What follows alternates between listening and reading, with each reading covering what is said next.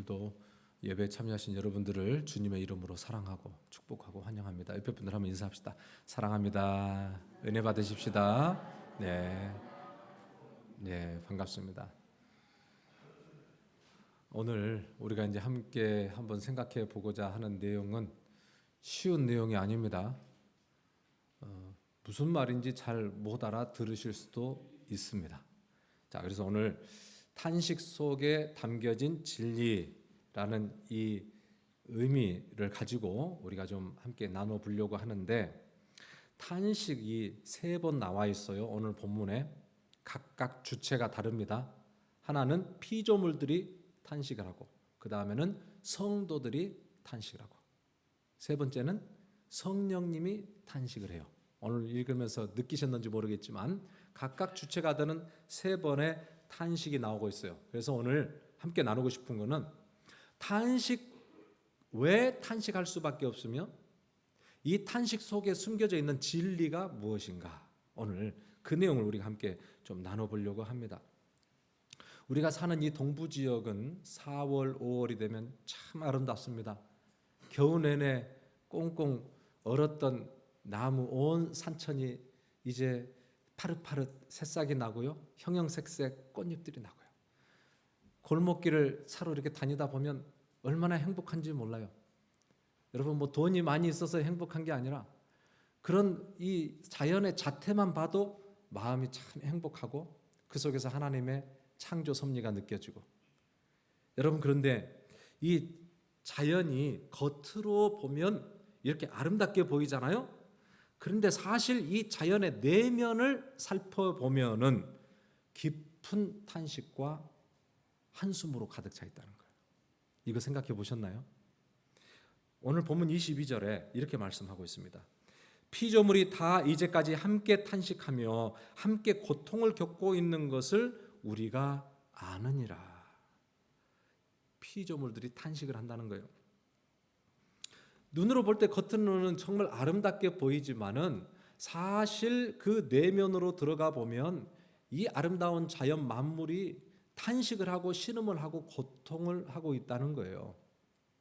얼마 전에 미얀마에서 7.7 강진이 발생해서 지금 3,000명 이상만 확인된 사망자, 엄청나게 많은 그런 피해를 입었잖아요. 이번에 우리 미국 중부에도 토네이도가 그냥 그렇게 강력하게 불어닥치니까 수십 명의 또 사상자, 재산 피해를 입었잖아요.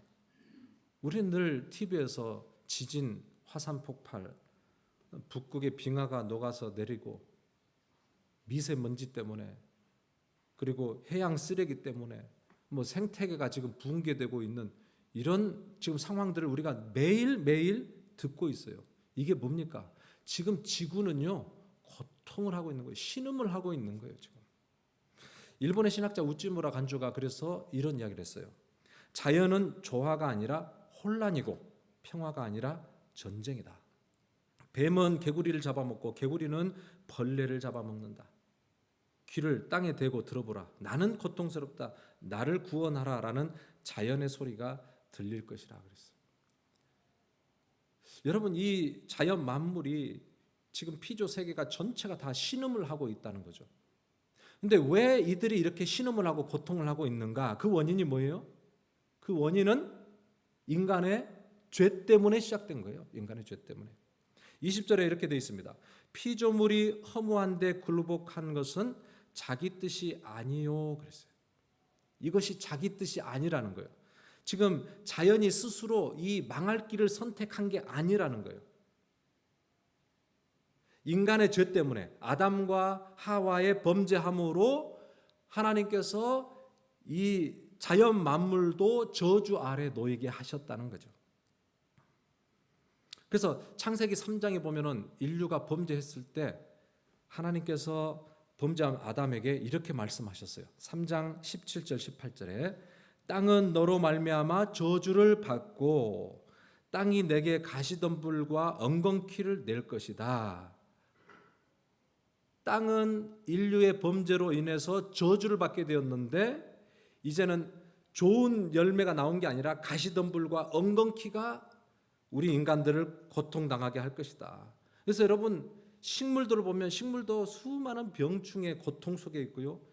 동물들도 아까 말씀드렸듯이 적자 생존, 약육 강식, 안 잡아 먹히기 위해서 도망다니는 그런 세상이에요. 우리가 잘 몰라서 그러지 이 동물들은요, 잡아먹고 잡아먹히는 하루하루가 전쟁 같은 그런 삶들을 이 자연이 지금 살아가고 있어요. 물, 공기, 땅 다 지금 오염되고 있다는 거죠. 그래서 오늘 말씀처럼 자연은 지금 썩어짐의 종노릇을 하고 있다라고 지금 표현을 하고 있습니다. 자, 그런데 이 피조물의 탄식이 절망으로 끝나는 게 아니라 이 피조물의 탄식 속에 소망이 있다라고 지금 이야기를 하고 있어요. 19절을 우리가 다 같이 한번 읽어볼게요. 시작. 피조물이 고대하는 바는 하나님의 아들들이 나타나는 것이니. 자, 피조물이 지금 이 절망, 신음, 고통 속에서도 고대하고 있는 것이 있다는 거예요. 고대하다라는 이 단어를 찾아보면요, 목을 쑥 길게 빼고 쳐다보다는 거예요. 지금 이 자연 만물이 고개를 쑥 빼고 기다리고 있어요. 뭘 기다리고 있느냐? 하나님의 아들들의 나타나는 것을 기다리고 있다. 그래서 하나님의 아들들은 예수 그리스도의 재림과 더불어서 드러날 하나님의 백성들을 이야기하는 거예요. 예수 그리스도께서 재림에 오심으로 다시 회복되고 완성될 그 때를 이 피조물들이 간절히 고대하며 사모하고 있다라는 거예요. 그래서 21절에 또 이렇게 말씀하셨어요. 피조물도 썩어짐의 종로로 탄 데서 해방되어 하나님의 자녀들의 영광의 자유에 이르는 것이라. 예수 그리스도께서 이 땅에 다시 오시는, 재림에 오시는 날, 이들이 해방이 된다는 거예요. 이 자연 만물이 해방이 돼요. 회복이 돼요.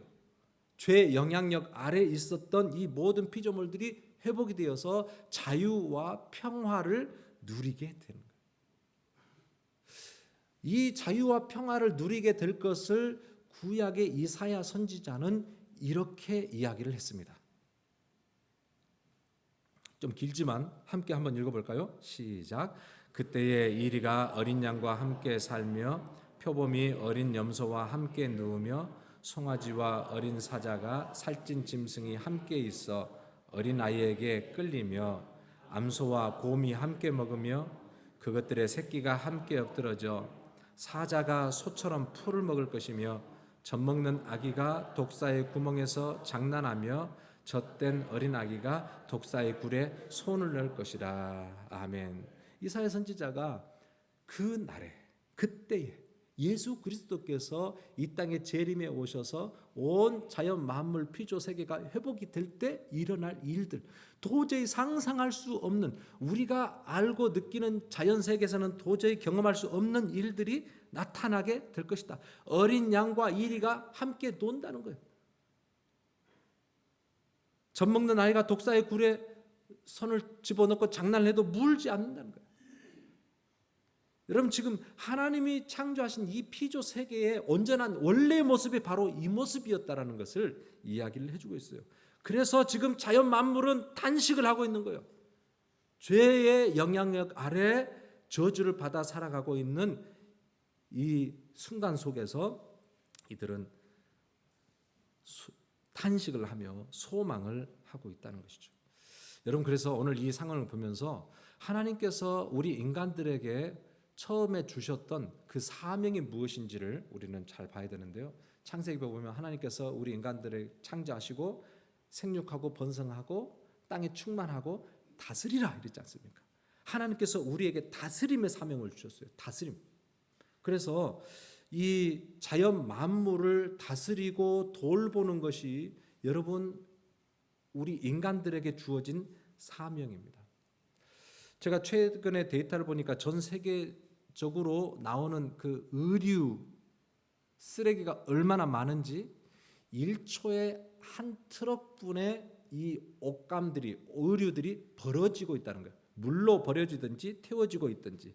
그래서 수질 오염, 대기 오염, 지금 환경의 문제가 굉장히 심한데 여러분, 우리가 쓰고 있는 플라스틱 제품들, 물 한 컵 아끼는 거, 에너지 아끼는 거, 여러분 이게요 굉장히 중요한 일이고요. 이게 하나님이 우리에게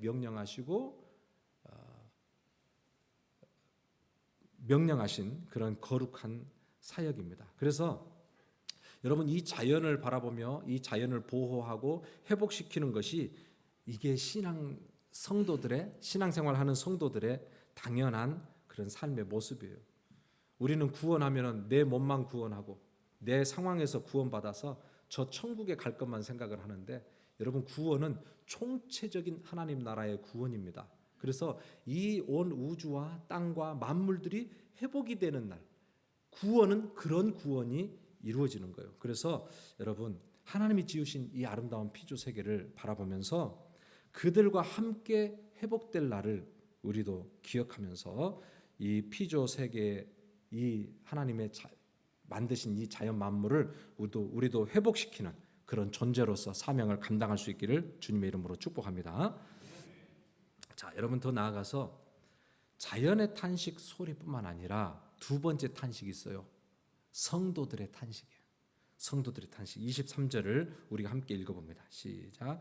그뿐 아니라 또한 우리 곧 성령의 처음 익은 열매를 받은 우리까지도 속으로 탄식하여 양자될 것 곧 우리 몸의 속량을 기다리느니라. 아멘.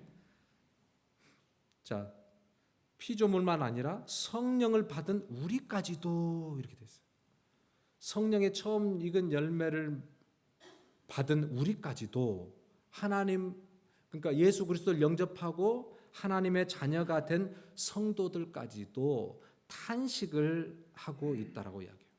왜 탄식을 하는가? 오늘 이 본문을 보면은 우리 몸의 속량을 기다리고 있기 때문에. 이제 좀 점점 어려워지죠. 안 그래도 이제 어려운데 점점 어려워져요. 로마서 8장이 사실 쉬운 듯 하지만은 하나하나를 살펴보면은 되게 깊은 또 영적인 원리를 가지고 있는데, 그래서 지금 우리가 생각하지도 않았던 부분들을 우리가 좀 다루기 때문에 지금 얼른 이해가 좀 쉽지 않을 수도 있습니다. 근데 좀 집중해서 한번 들었으면 좋겠습니다. 자, 왜 우리 성도들이 탄식을 하게 되느냐? 그 탄식은 몸의 속량이 이루어지지 않았기 때문에 몸의 속량을 기다리고 있는다는 거예요. 몸의 속량이라는 것은 몸의 구원을 이야기해요. 우리 몸이 구원받는 것을 기다리고 있는다. 예수 그리스도께서 재림에 오실 때에 벌어지는 사건이 우리 몸이 영광스럽게 변화되는 거죠.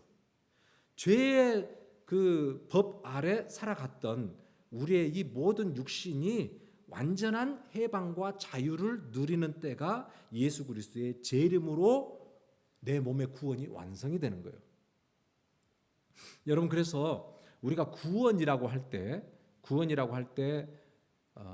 우리는 단순하게 내가 구원받았다 이 하나로만 생각을 하는데, 사실은 구원은 크게 보면 세 가지의 의미가 있습니다. 구원이라고 할 때 크게 세 가지 의미가 있어요. 하나는 칭의 구원이라고 하고, 또 하나는 성화 구원이라고 하고, 마지막 세 번째는 영화 구원이라고 그래요. 이 세 가지를 우리는 통틀어서 그냥 구원 그래요. 구원. 그런데 시점도 다르고 성격도 달라요. 우리가 쉽게 말할 때 당신 구원 받았습니까? 라고 이야기할 때 그 구원은 칭의 구원을 이야기합니다.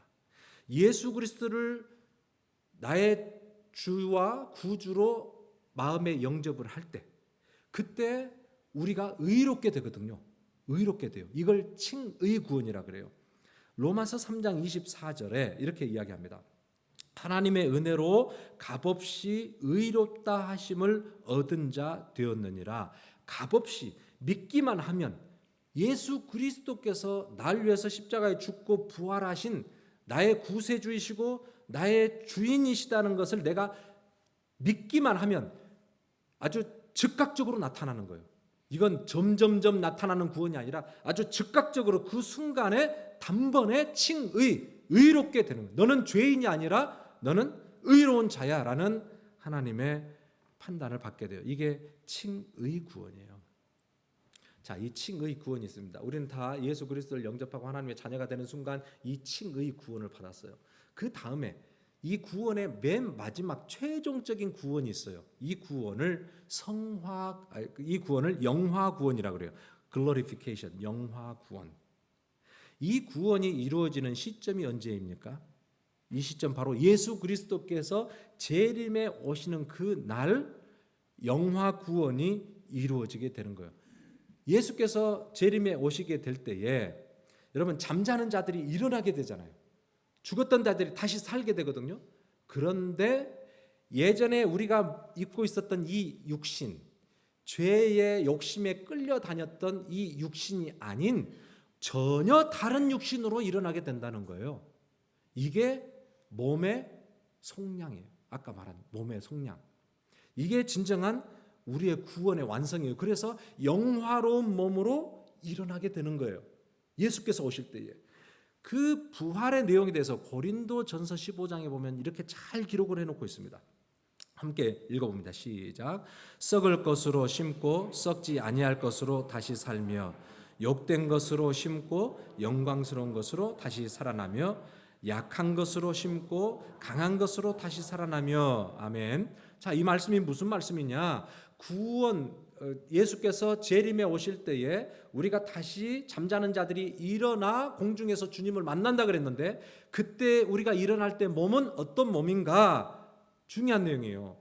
썩을 것으로 심고 썩지 아니할 것으로. 지금 우리의 몸은 썩을 몸이에요. 이 육신은 아무리 예쁘게 잘 다듬어도 언젠가 다 썩고 없어집니다. 그러나 다시 부활의 영으로 일어날 때 어떻게 해요? 썩지 아니할 것으로 영광스러운 몸으로 강한 것으로 일어난다. 지금 이렇게 표현하고 있어요.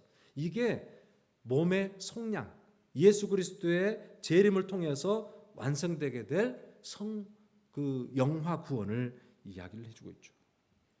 자, 그런데 칭의 구원과 마지막 완전히 구원이 완성될 영화 구원 사이에 이 땅에 우리가 살아가는 이 날 동안, 이 동안에도 구원이 이루어지고 있어요. 이 구원을 성화 구원이라고 해요. 성화 구원. 그래서 하나님의 자녀가 된 순간 우리는 칭의 의롭게 되고 우리의 영은 구원받아서 이미 하나님의 자녀가 되었습니다. 이미. 자, 그럼에도 불구하고 우리가 영화 구원을 얻기까지 이 사이에 우리가 지금 신앙생활하고 있는 이 시간은요, 완전한 구원이 이루어지지 않았기 때문에 어떤 긴장감이 있어요. 긴장감. 구원을 받았음에도 불구하고 하나님의 자녀다운 삶을 때로는 살지 못하고 또 실패하고 또 넘어지는, 갈등을 하는 그런 순간이 바로 이 성화 구원이에요. 그래서 이제 신학자들은 already but not yet 이란, 이미 그러나 아직, 이미 우리는 칭의 구원을 받아서 하나님의 자녀가 되었음에도 불구하고 not yet, 아직 예수 그리스도의 재림을 통해서 온전한 구원이 이루어지지 않았기 때문에 지금 우리가 살아가고 있는 이 시대는 불안한, 어찌 보면은 긴장감이 있는 그런 시대예요. 그래서 우리 몸에 성령이 들어오셔서 성령께서 성령의 소욕을 가지고 우리를 늘 하나님의 영광 가운데로 우리를 인도해 가시는 힘도 있지만 우리 몸을 가지고 있기 때문에 이 죄의 속성이 우리를 붙들고 있기 때문에 계속해서 이 안에서 갈등이 일어나는 거예요. 하나님의 뜻대로 순종해야 된다는 걸 아는데 계속해서 내 죄의 욕심에 이끌려, 죄의 본성에 이끌려 살아가려고 하는 그 욕심이 우리 안에 있기 때문에 이 성화의 구원의 시기가 우리에게 있다는 거죠. 그래서 여러분, 이 성화의 시기를 하나님께서는 어떻게 사용하시냐면은 우리 이 죄의 속성을 성령께서 우리를 짓누르고 하나님의 사람으로 점점 우리를 변화시켜가는 과정으로 씁니다. 그래서 우리 안에 하나님의 그 형상, 예수 그리스도의 형상이 우리 안에 회복이 되도록, 예수 그리스도를 닮은 성품이 우리 안에서 만들어지도록 하나님께서 우리의 삶의 모든 모양을 통해서 훈련과 연단을 시키시고 때로는 고난을 주셔서 우리의 신앙을 점점 성숙하게 가시는 거예요. 그러니까 지금 살아가고 있는 이 시대가 예수 그리스도는 완전하시고 하나님의 말씀은 완전하시지만 우리의 삶은 완전하지가 못해요. 왜? 죄의 속성 때문에, 우리가 늘 넘어지기 때문에. 그러나 오늘 하나님께서는 모든 우리의 삶의 경험을 통해서 우리를 훈련과 연단을 시키셔서 하나님의 형상을 회복시켜 가신다라는 거예요. 그래서 오늘 이 탄식이 우리 안에 올라오거든요. 이런 상황에서 오호라 나는 공고한 자로다. 이 상황을 보면서 누가 나를 건져내랴. 정말 하나님의 뜻대로 살고 싶은 욕망은 있지만 늘 나는 세상과 타협하고 내 욕심에 이끌려 그렇게 적당히 죄를 즐기며 살아가는 내 모습을 볼 때에 오호라 나는 공고한 자로다. 하나님은 살아계시는데 왜 내 삶이 이 모양인가? 이런 탄식이 나오는 것이 이게 정상이에요. 이 탄식이 나와야 하나님께서 우리를 다시 하나님의 은혜로 이끌어 올리신다. 그래서 24절 25절을 우리가 함께 읽어봅니다. 시작. 우리가 소망으로 구원을 얻었음에 보이는 소망이 소망이 아니니 보는 것을 누가 바라리요. 만일 우리가 보지 못하는 것을 바라면 참음으로 기다릴지니라. 아멘. 정말 이 사이에 낀 시대예요. 근데 이 지금 우리가 살아가는 이 시대는 정말 참음으로 기다려야 하는 그런 시대예요. 참음으로 기다려야 돼요. 오늘 이 말씀을 보세요. 보이는 소망이 소망이 아니니 보는 것을 누가 바라리요. 소망은 보이지 않기 때문에 소망하는 것이고 보이지 않는 그 소망을 붙들 때에 지금 우리가 이 시대를 살아가면서 넉넉히 승리하고 이길 수 있다는 거예요. 보이지 아니하는 그 소망을 붙들고 살아가는 것이 지금 이 성화의 과정을 살아가는 성도들이 해야 될 믿음의 자세라는 거예요. 그런데 이 시대를 살아가면서 보이는 것에 소망을 두고 살아간다는 거예요. 많은 사람들이 보이는 것에 소망을 두고 살아가요. 어린 아이들에게 반짝반짝반짝하는 쿼러하고 100만 불짜리 사인이 된 체크를 가지고 어떤 거 가질래? 그렇게 하면은 2-3살 꼬마들은 뭘 가질까요? 그 뭐 종이 쪽지 그거 뭘 그 가지고 해서 반짝반짝한 이 쿼러 가지지. 왜 그럴까요? 그 100만 불짜리의 그 가치가 있는 그 체크, 그 수표의 의미를 모르기 때문이죠. 우리 같으면 덥석 그것을 줍지 않겠어요? 그 쿼러 그게 뭐라고 그거 둘 중에 하나 선택하라 그러면 우리는 더 이상 생각할 게 없잖아요. 왜요? 그 수표가 뭘 의미하는지를 우리는 너무 잘 알기 때문에 그래요. 지금 당장은 나에게 돈 안 되는 것 같아도 이거 붙들고 있으면 언젠가는 이게 돈이 되어서 나에게 돌아온다는 걸 우리 알잖아요. 여러분 오늘 이 시대를 살아가고 있는 사람들의 반응도 마찬가지입니다. 영원한 생명이 있는 그 가치를 우리가 바라보고 믿음으로 확신하며 소망하며 살아가는 성도들은 오늘 이 시대에 좀 번쩍번쩍거리고 눈에 보이는 것들 다 거기에 지금 안달이 나서 살아가는데 영원한 소망이 나에게 확신이 될 때 그 성도는요 이 세상에 눈에 보이는 것에 우리의 기대를 걸고 살아가지 않는다는 거예요.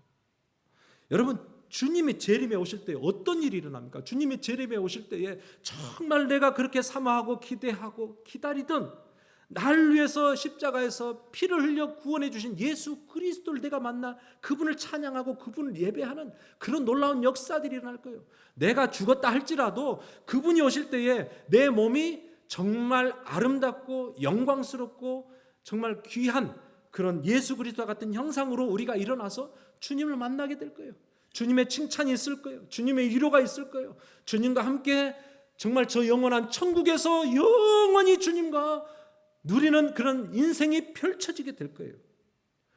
이런 우리에게 주신 하나님의 그 놀라운 소망이 정말로 나의 것이 된 성도, 정말 그 소망을 확신하며 붙들고 살아가는 성도는 적당히 이 땅에서 살아가는 사람들과 생각의 깊이도 다르고 선택의 기준도 다르고 기쁨의 근원도 다르고 걸어가는 인생의 방향도 다를 수밖에 없어요. 많은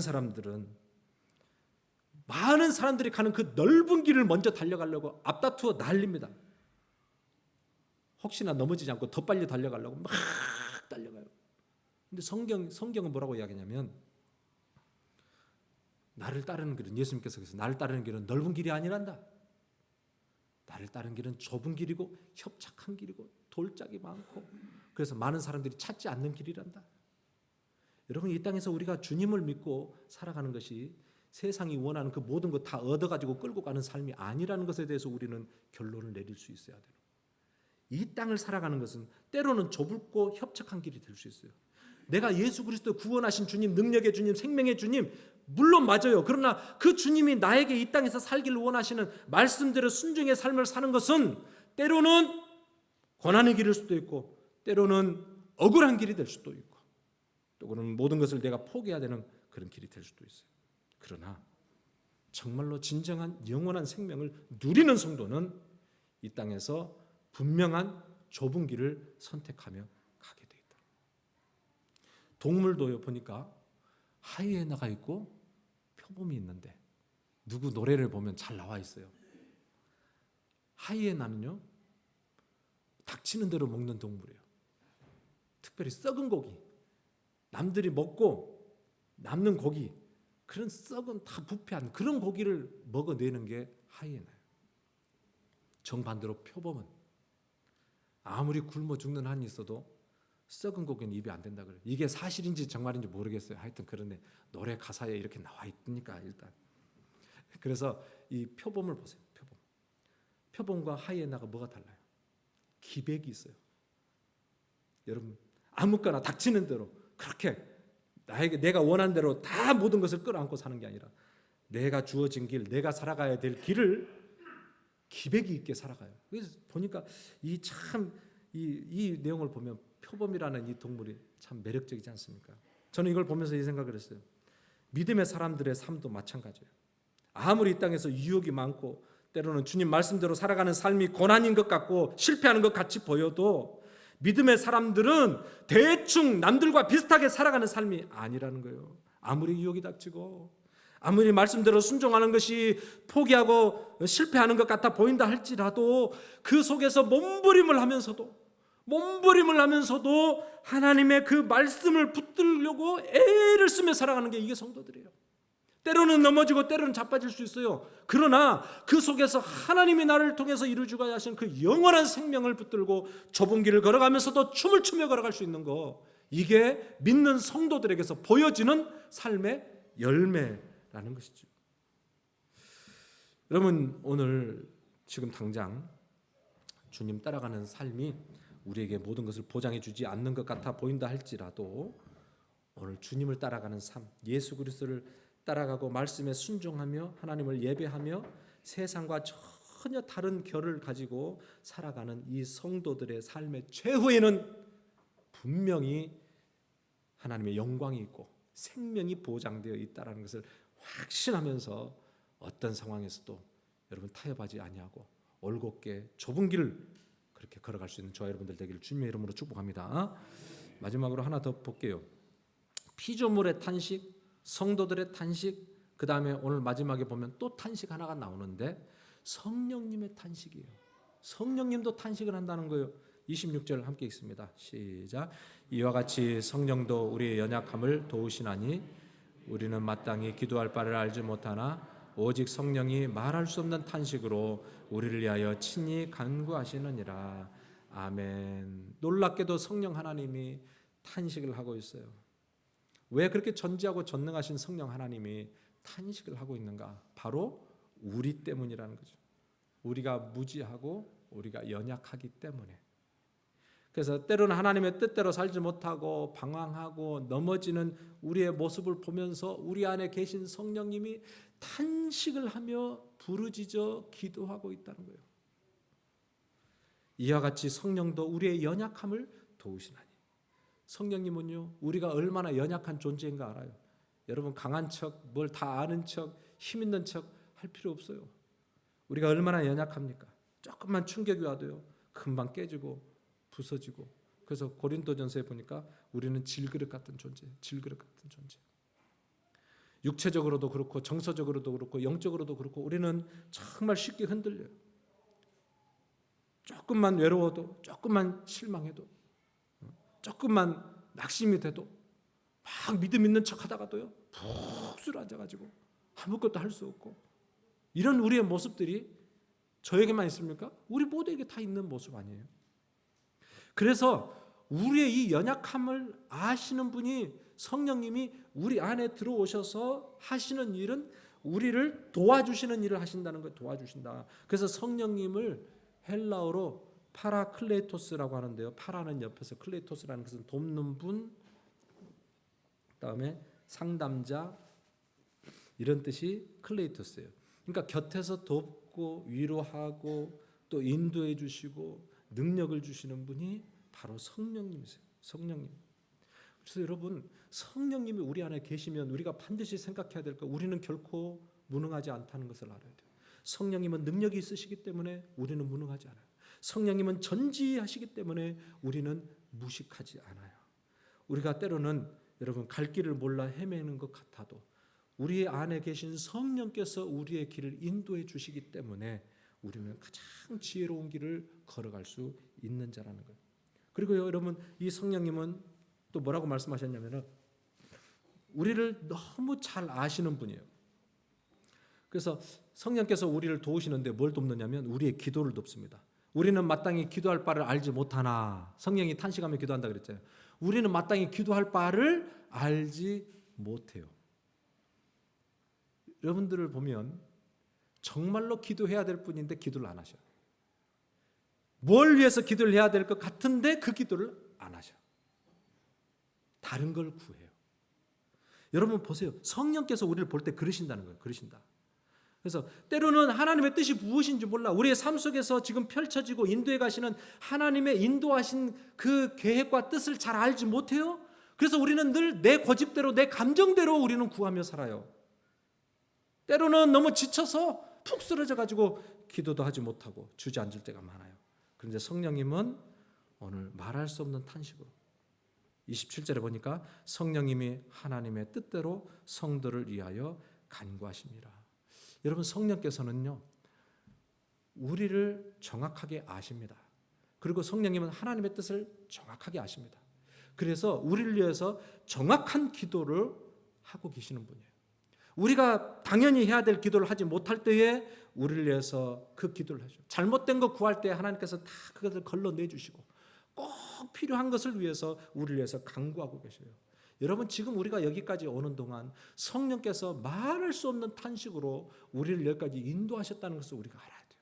성령의 탄식하는 기도가 들리는 성도는요 늘 하나님의 은혜 가운데 겸손히 낮아져서 그렇게 하나님을 신뢰하고 순종하며 따라갈 수밖에 없어요. 오늘 우리를 위해서 탄식하며 기도하는 이 성령님을 경험할 수 있기를 주님의 이름으로 축복합니다. 제가 지난주에 한번 보고를 하면서 단기 선교 갔다 오면서 인상적인 장면 중에 그 용과 제가 말씀드렸죠. 용과 드래곤 푸드, 드래곤 프루트, 드래곤 프루트를 보면 저도 그때 처음 봤는데 많이 뭐 몇백 그루가 이렇게 심겨져 있어요. 근데 그거는 선인장과 비슷한 그런 나무 아닙니까? 물이 없어도 좀 자랄 수는 있지만 이걸 열매를 맺으려면 어떻게 해야 되냐면 이 중간에 기둥이 있어야 되는 거예요. 근데 보니까 콘크리트로 사각으로 된 기둥을 땅에다 박아놓고 그 밑에다가 그 용과를 심으니까 얘가 이렇게 그걸 타고 올라오는 거예요. 그래가지고 여 끝에다가는 그 우리 그 자동차 타이어 있잖아요. 타이어를 이렇게 또 이렇게 둥그렇게 해놨어. 그러니까 그걸 자라가지고 타이어를 중심으로 해서 쫙 퍼져 나와가지고 막 열매를 맺는 거예요. 그래서 선교사님이 이야기를 하는 거예요. 왜 이 콘크리트를 여기다 세운지 아십니까? 잘 모릅니다. 그랬더니 이 식물은 스스로 설 수 없는 식물이래요. 스스로 이렇게 서가지고 자라가는 게 아니에요. 그래서 딱 기둥을 박아놓으면 이 기둥을 타고 이제 막 올라간다는 거예요. 그래서 줄기를 내리고 결국 거기서 열매를 맺게 된다. 저는 그 이야기를 들으면서 마치 성령님이 떠올랐어요. 우리가 서 있는 것 같아도 사실 우리의 힘이 아닌 성령님의 은혜로 우리가 서 있는 자들이에요. 여러분 우리가 걸어가는 것 같아도 성령님의 은혜에 기대서 그 도움을 받고 우리가 살아가는 거예요.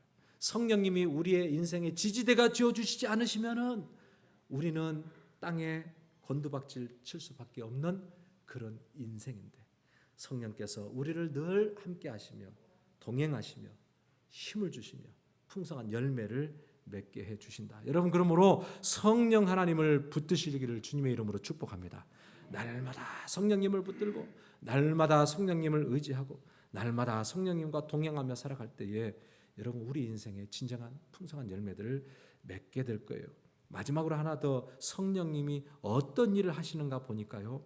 성령님은 우리의 삶을 인도하실 뿐만 아니라 모든 것을 합력하여 선을 이루신다 그랬어요. 28절 함께 다 같이 시작. 하나님을 사랑하는 자 곧 그 뜻대로 부르심을 입은 자들에게는 모든 것이 합력하여 선을 이루느니라. 아멘. 여기서 중요한 단어는 저는 모든 것이라고 생각해요. 모든 것이 합력하여 선을 이룬다. 여기 모든 것에는 내가 좋아하고 내가 원하는 것만 들어가 있는 게 아니라 사실은 실패도, 고난도, 눈물도, 아픔도 다 여기에 들어가 있어요. 모든 것, 이 모든 것을 우리 하나님은 엮으셔서 결국은 선을 이루어 가신다. 우리의 인생을 아름답게 하나님이 원하시는 그 모습으로 이루어 가고 계신다라고 이야기합니다. 그래서 여러분 우리의 인생을 이렇게 쫙 보면은 모자이크와 같습니다. 모자이크 아시죠? 이렇게 뭘 찢거나 붙이거나 이렇게 해가지고 전체적인 그림을 만드는 거예요. 그러니까 모자이크라는 이 그림을 볼 때는 가까이서 보면은 찢어져 있고 깨어져 있는 어떤 그런 부분들이 보이기 때문에 뭘 의미하는지를 잘 몰라요. 그러나 몇 발자국 더 뒤로 떨어져서 그 그림을 보면 그게 무슨 의미인지 전체가 보이고 내가 아까 봤던 그 부분이 어떤 위치에 어떤 의미를 주고 있는지도 깨닫게 되는 거죠. 여러분 우리의 인생이 하나님의 눈으로 보면 마치 이와 같습니다. 우리가 때로는 아픔도 실패도 상처도 눈물도 우리가 그런 순간을 당할 때 어려운 고난을 당할 때 그 순간만 보면 도저히 이해할 수가 없고 왜 이런 고난이 나에게 닥치는지 내 삶에 있어서 정말 이것만 없었으면 좋겠다 하는 그 순간마저도 그런데 나중에 이 전체적인 그림을 보면 이게 어떤 의미가 있었는지를 그때야 알게 될 것이다라고 이야기해요. 그래서 우리는 전체를 다 알지 못한다 할지만 하나님께서는 우리의 이 모든 삶을 엮으셔서 걸작품의 인생으로 만들어가고 계십니다. 이게 성령 하나님이 우리를 인도해 가고 계시는 모습이에요. 여러분 혹시 우리 인생을 살면서 정말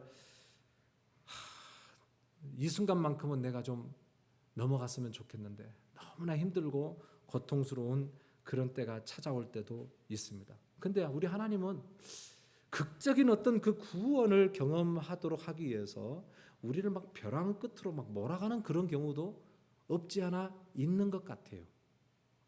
요셉의 인생을 보니까 좀 그래요. 하나님께서 요셉을 정말 늘 하나님과 동행하며 순결하게 살았던 요셉을 그냥 막 낮추시고 억울하게 하시고 그래서 감옥까지 쳐 넣어버리잖아요. 완전히 그것은 망한 인생 같잖아요. 하나님 떠나버린 그런 인생 같잖아요. 그런데 왕의 그 신복들을 가두는 그 감옥에 들어가야 결국 거기서 바로 왕을 만나게 되고 꿈을 해석하게 되고 그 나라의 총리가 되고 자기의 가족들을 다 구원하게 되고 하나님 나라를 이루는 기틀을 마련하게 되는 거 아니에요. 그러니까 하나만 보면 너무 억울하지. 왜 하나님 나는 이렇게 순종하며 살았는데 나는 이렇게 바르게 살았는데 왜 내 삶 속에 이런 억울함이 있습니까? 이런 고난이 있습니까? 도저히 하나님이 이해할 수가 없을 때가 있어요. 그런데 요셉의 인생을 보니까 그 쓰라린 탄식 속에 하나님의 놀라운 반전의 역사가 숨어 있다는 거지. 그러니까 오늘 우리가 우리의 인생을 단순하게 가까이서 보는 것 가지고 우리가 판단할 수 없어요. 오늘 성령 하나님이 우리를 뭐라고 말씀하셨습니까? 모든 것이 합력하여 선을 이루신다 그랬어요. 선을 완전하게 하나님의 뜻을 이루어 가시고 우리에게 가장 좋은 길로 우리 하나님이 인도하고 계신다. 그러니까 오늘 여러분 우리의 인생에 어려움도 있고 고난도 있고 실패도 있고 좌절도 있지만은 그럼에도 불구하고 나는 미련하고 무지하고 연약하지만 그럼에도 불구하고 내 인생의 기둥이 되시는 성령 하나님께 꼭 붙어 있기 바랍니다. 성령 하나님이 우리를 붙들기만 하면 여러분 우리의 인생에 다시 새로운 역사, 풍성한 열매들이 우리 안에 맺혀지는 것을 우리가 보게 될 거예요. 오늘 우리가 이 말씀 보면서 세 번의 탄식 소리, 피조물의 탄식, 인간들의 탄식, 성령님의 탄식. 여러분, 그런데 이 탄식으로 끝이 나는 게 아니라 이 탄식 속에는 하나님의 더 깊고 오묘한 진리와 풍성한 은혜들이 숨겨져 있다고 이야기를 하고 있어요. 그러니까 여러분, 탄식이 깊을수록 오히려 하나님을 향한 그런 소망이 깊어지고 하나님께서 우리에게 준비하신 그 영광스러움을 우리가 누리게 될 것입니다.